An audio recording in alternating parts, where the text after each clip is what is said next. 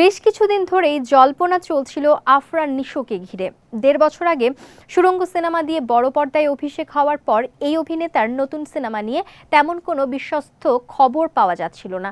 মাঝে নতুন দুটি সিনেমায় চুক্তিবদ্ধ হওয়ার খবর দিলেও সেগুলোর ছিল না কোনো অগ্রগতি। তাই আফরান নিশোর ফেরা নিয়ে বেশ ধোঁয়াশা তৈরি হয়। অবশেষে শুটিং ফ্লোরে গড়ালো আফরান নিশোর দ্বিতীয় সিনেমা। গণমাধ্যম সূত্রে জানা যাচ্ছে, দুই নায়িকা নিয়ে দাগি সিনেমার শুটিং শুরু করেছেন নিশো। কথা ছিল আনুষ্ঠানিক ঘোষণা দিয়েই ছবিটির শুটিং শুরু হবে, তবে জটিলতার কারণে সেটি সম্ভব হয়ে ওঠেনি। তাই গোপনেই এর অ্যানাউন্সমেন্ট প্রোমোর দৃশ্য ধারণ শুরু হয়েছে বলে জানা গেছে। দাগি পরিচালনা করছেন নির্মাতা শিহাব শাহিন। এই সিনেমায় আফরান নিশোর নায়িকা হিসেবে থাকছেন তমা মির্জা, এমন খবর আগেই জানা গিয়েছিল। তবে তিনি ছাড়াও আরও একজন নায়িকা রয়েছেন এতে। তিনি হলেন জাতীয় চলচ্চিত্র পুরস্কার প্রাপ্ত নডরাই খ্যাত অভিনেত্রী সুনেরা বিনতে Kamal.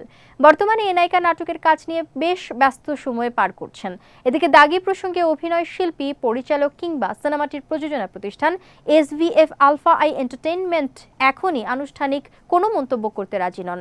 Double million offer Walton fridge কিনে পেতে পারেন 20 লক্ষ টাকা, রয়েছে কোটি কোটি টাকার নিশ্চিত উপহার। প্রতিষ্ঠানটির ভাষ্য, সংবাদ সম্মেলন করে বিস্তারিত জানানো হবে সিনেমাটির ব্যাপারে।